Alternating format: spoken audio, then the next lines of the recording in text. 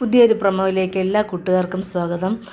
ഇപ്പോഴും നമ്മുടെ ചന്ദ്രമതി സുധിക്കുള്ള കല്യാണ ആവശ്യത്തിനുള്ള പണം വാങ്ങാൻ വേണ്ടി വീണ്ടും ബാമയും കൂടെ കൂട്ടിക്കൊണ്ട് ഫൈനാൻഷ്യൽ അടുത്ത് പോവുകയാണ്. ഫൈനാൻഷ്യൽ അടുത്ത് പോയിട്ട് പറയുകയാണ് കുറച്ച് ക്യാഷും കൂടെ വേണം. അപ്പോഴൊക്കെയാണ് പുതിയ ആധാരം കൊണ്ടുവന്നിട്ട്. അപ്പോൾ പുതിയ ആധാരമൊന്നുമല്ല, ഇപ്പം നിലവിലുള്ള ആധാരത്തിൽ നിന്ന് കുറച്ച് ക്യാഷ് കൂടെ എനിക്ക് വേണം. അപ്പോഴേക്കൊന്ന് പലിശ നിങ്ങൾ എങ്ങനെ അടയ്ക്കും? അത് ഞാൻ അടയ്ക്കും, കുഴപ്പമില്ല എന്ന് പറയുന്നു. ബാമയ്ക്ക് പക്ഷേ ഒട്ടും ഇഷ്ടമില്ലായിരുന്നു ഇങ്ങനെ ചെന്ന് വാങ്ങുന്നതിലോ ഒന്ന്. ബാമ ചോദിക്കുന്നുണ്ട്, നീ ഇതെങ്ങനെ അടയ്ക്കും? അതൊക്കെ ഉണ്ട്, സുധീരെ കല്യാണം കഴിഞ്ഞാൽ ആ ഭാഗ്യം നമുക്ക് വന്നെത്തുമല്ല. സുധിയുടെ അച്ഛനെ നമുക്ക് സുധിയായിട്ടുള്ള പിണക്കമൊക്കെ മാറ്റിയിട്ട് നമുക്കത് ചെയ്യാം എന്ന് പറഞ്ഞ് അവിടെ നിന്ന് പണവുമായിട്ട് വരികയാണ്. പണമായിട്ട് വരുന്ന സമയത്ത് ഈ സമയത്ത് സച്ചി അവിടെ ലിഫ്റ്റിൽ അതുവഴി വരികയാണ്. അപ്പോൾ പരസ്പരം അമ്മയെ കാണുന്നില്ല. ഫൈനാൻഷ്യലോട് പറയാണ്, എനിക്ക് കുറച്ച് ദിവസത്തേക്ക് പൈസ അടയ്ക്കാൻ പറ്റില്ല, എൻ്റെ കാര്യങ്ങൾ ഇങ്ങനത്തെ കാര്യങ്ങൾ. അപ്പോഴറിഞ്ഞ് ഞാനിതൊക്കെ അറിഞ്ഞിട്ടുണ്ട്. അപ്പോൾ പറയുകയാണ്, ഇവിടെ ഒത്തിരി കാറുകളുണ്ട്, അതിലേതെങ്കിലും ഒരു കാർ നീ എടുത്ത് ഓട്ടിക്ക്, വാടക എനിക്ക് കറക്റ്റായിട്ട് തന്നാൽ മതിയെന്ന് പറയുന്നു. അപ്പം സുധിയുടെ നമ്മുടെ സച്ചിയുടെ വണ്ടി വർക്ക്ഷോപ്പിൽ കിടക്കുകയാണ്. അത് 10-15 ദിവസം കഴിഞ്ഞേ കിട്ടുകയുള്ളൂ. അതിന് വീണ്ടും 1 ലക്ഷം രൂപ വേണ്ടി വരും എന്ന് പറയുന്നുണ്ട്.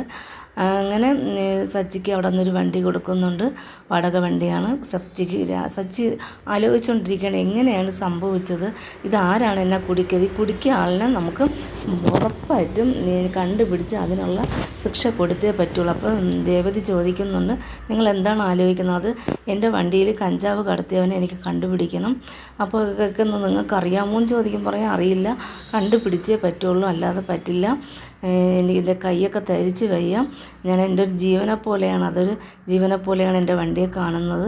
എനിക്ക് സഹിക്കാൻ പറ്റുന്നില്ല. നാളെ ഒരു ഓട്ടോ ഉണ്ട്, ആ ഓട്ടത്തിന് എനിക്ക് രാവിലെ പോകണമെന്ന് പറയുന്നുണ്ട്. ഇതിനിടയ്ക്ക് തന്നെ നമ്മുടെ രേവതി ശ്രീകാന്തിനെ വിളിക്കുന്നുണ്ട്. ശ്രീകാന്തിൻ്റെ പറയുന്നുണ്ട്, നമ്മളെ സഹായിച്ച ആ കുട്ടിക്ക് നമുക്ക് ഒരു നന്ദി വാക്കി പറയണമെന്ന്. അങ്ങനെ രേവതിയും ശ്രീകാന്തും കൂടെ നമ്മുടെ ശ്രീകാന്തിൻ്റെ ഫ്രണ്ടിൻ്റെ അടുത്ത് പോവുകയാണ്. അടുത്ത് പോയി കാര്യങ്ങളൊക്കെ പറഞ്ഞപ്പോൾ പറയുന്നുണ്ട്, കുഴപ്പമൊന്നുമില്ല, എന്തായാലും ആളിനെ പുറത്തിറക്കാൻ പറ്റിയില്ലേ, വണ്ടി പുറത്തിറക്കാൻ പറ്റിയില്ലേ, അതുകൊണ്ട് ഒത്തിരി നന്ദിയാണ്. അപ്പോഴത്തേക്കും അവിടെ റെക്കോർഡ് ചെയ്യാൻ വേണ്ടി വന്ന ഹീറോയിൻ റെക്കോർഡ് ചെയ്യാൻ വേണ്ടി വന്ന ആൾ ഇന്ന് ലീവാണ്. അപ്പോൾ അതുകൊണ്ട് ഒന്ന് റെക്കോർഡ് ചെയ്യാമോ എന്ന് ചോദിക്കുന്നുണ്ട്. അപ്പോഴും പറയുന്നത്, അയ്യോ അതൊന്നും എനിക്ക് പേടിയാണ്, എനിക്ക് അതിനെപ്പറ്റിയൊന്നും അറിയില്ല എന്ന് പറയും. അങ്ങനെ റെക്കോർഡ് ചെയ്യാൻ വേണ്ടി എടുത്ത് കൈ കൊടുക്കുന്നുണ്ട്. രേവതി പറയുന്നുണ്ട്, പക്ഷേ ആദ്യം അത് ക്ലിയറൊന്നും ആയില്ലായിരുന്നു. രണ്ടാമത് പറയുന്നുണ്ട്, നിങ്ങളുടെ അമ്മ നിങ്ങളോട് എങ്ങനെയാണ് പെരുമാറുന്നത് അതനുസരിച്ച് നിങ്ങൾ ഇതിലോട്ട് ചെയ്യുകയെന്ന് പറയുന്നുണ്ട്. അങ്ങനെ രേവതി രണ്ടും മനസ്സിൽ കൽപ്പിച്ചുകൊണ്ട് ചെയ്യുമ്പോഴേ സമയത്ത് ഇഷ്ടപ്പെടുന്നുണ്ട്. ഹീറോയിൻ്റെ സൗണ്ട് നന്നായിട്ടുണ്ട്, നിങ്ങളുടെ ഹീറോയിൻ്റെ സൗണ്ട് നന്നായിട്ടുണ്ടെന്ന് പറയുന്നുണ്ട്. അപ്പോഴത്തേക്കും പറയുന്നുണ്ട്, നിങ്ങളുടെ ചേട്ടത്തിയുടെ ഉള്ളിൻ്റെ ഉള്ളിൽ ഒരു കലാകാരി ഉറപ്പായിട്ടും കിടപ്പുണ്ട്, അത് നിങ്ങൾ ഉണർത്തിയെടുക്കണമെന്ന് പറയുന്നുണ്ട്. അങ്ങനെ അവരെന്ത് ചെയ്ത് വീട്ടിലോട്ട് തിരിച്ച് വന്നു. ഒത്തിരി സന്തോഷമായി, വീട്ടിൽ വിളിച്ച് തന്നു. പിറ്റേന്ന് രാവിലെ തന്നെ സച്ചിക്ക് പുതിയൊരു ഓട്ടോ ഉണ്ടെന്ന് പറഞ്ഞ് അങ്ങനെ രേവതി വിളിച്ചുണർത്തി. സച്ചി എന്ത് ചെയ്യുന്നു, രാവിലെ തന്നെ കുളിക്കാൻ ഭയങ്കര മടിയൊക്കെ കാണിക്കുന്നുണ്ട്, തണുപ്പാണ്. അപ്പോഴത് സമയമൊന്നും ആയിട്ടില്ല. രേവതി ക്ലോക്കിൽ മൊബൈലിൽ അലാറം മാറ്റി വെച്ചിരിക്കുകയായിരുന്നു. അപ്പോഴത്തേക്കും മനസ്സിലായി, എടി അമ്പടി കള്ളി, നീ ഇങ്ങനെ. അങ്ങനെ സച്ചി കുളിക്കാനൊക്കെ പോയി, കുളിച്ചിട്ട് വന്നിട്ട് വിളക്ക് തിരി കത്തിക്കാൻ വേണ്ടിയുള്ള തയ്യാറെടുപ്പിലാണ്. അപ്പോഴത്തേക്കും ചോദിക്കും, ഇതെങ്ങനെ അറിയാം? അത് ഇനി മുതൽ ഇങ്ങനെ ചെയ്തിട്ട് പോകുന്നതായിരിക്കും നല്ലത്. അങ്ങനെ വിളക്ക് തിരിയൊക്കെ ഇട്ട് കത്തിച്ചു, രണ്ടുപേരും പ്രാർത്ഥിച്ചു.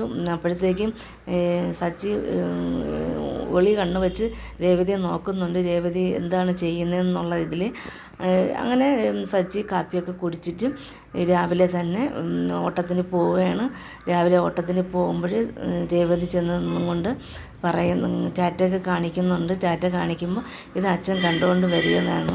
അച്ഛന് ഭയങ്കര സന്തോഷമായി, ഞാൻ കാത്തിരുന്ന നിമിഷമായിരുന്നു ഇതൊക്കെ എന്ന് പറഞ്ഞ് അച്ഛൻ പറയുന്നുണ്ട്. ഇനി രേവതിയുടെയും സച്ചിയുടെയും ജീവിതത്തിൽ സന്തോഷത്തിൻ്റെ നാളുകളായിരിക്കുമെന്ന് നമുക്ക് വിശ്വസിക്കാം. അപ്പോൾ പുതിയൊരു പ്രൊമോ വരുന്നതുവരെ ഒത്തിരി സന്തോഷം. എല്ലാവരും നന്ദി.